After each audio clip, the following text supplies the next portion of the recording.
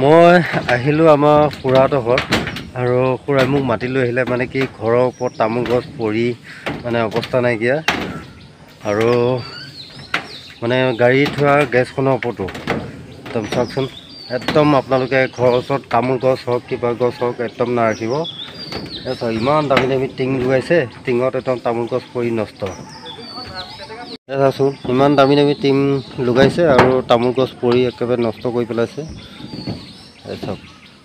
আৰু তাকে মই অঁতৰাবৰ কাৰণে আহি গ'লোঁ আৰু সেইডাল তামোল সেইডালো গাড়ী গেজত পৰি অৱস্থা নাইকিয়া।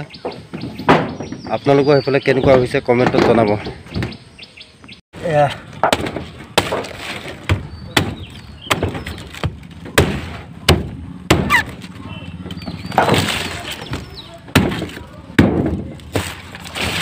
বহুত বেয়া লাগে দেই।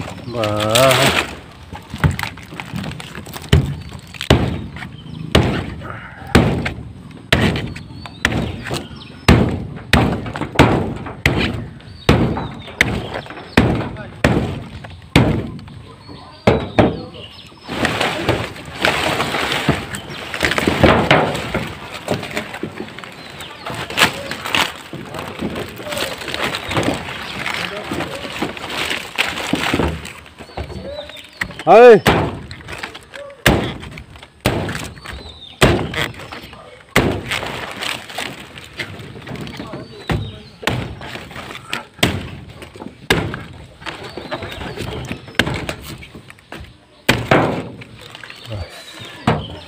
নমাই দিওঁ।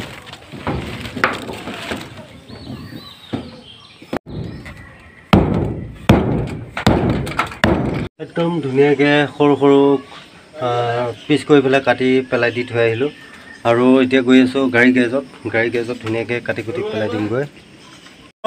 মেইন ঘৰৰ মানে যিডাল গছ আছে তামোল গছ পৰিছিলে সেইডাল কাটি কুটি চাফা কৰি থৈ আহিলোঁ আৰু এতিয়া আহিছোঁ গাড়ী গেজত মানে এডাল পৰি আছে, এডাল এতিয়া ধুনীয়াকৈ চাফা কৰি আঁতৰাই দিব লাগিব।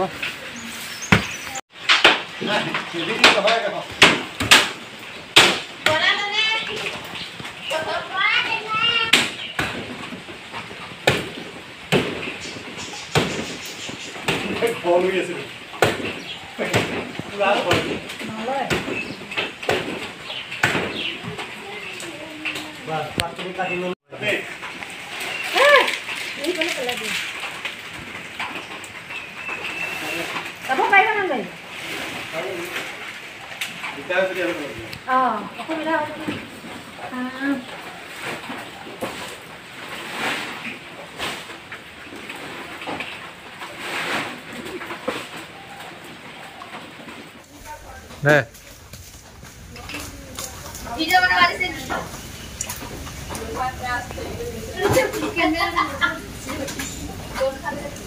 हां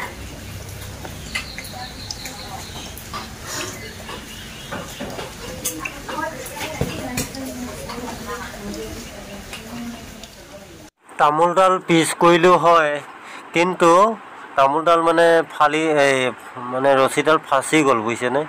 এতিয়া মই যিডাল গছত উঠি আছোঁ সেইডালো মানে পিছল হয় আৰু মানে পিছলি গৈ থাকে ভৰিকেইখন আৰু এইফালে ৰছীডালো ফাঁচি গ'লগৈ। এতিয়া মানে বৰ সমস্যা এটা হৈছে চাওক, কিমান কষ্ট কৰি মানে কাটিবলগীয়া হৈছে হয়, কিন্তু এইফালে আকৌ ৰছীডাল ফাঁচি গ'ল।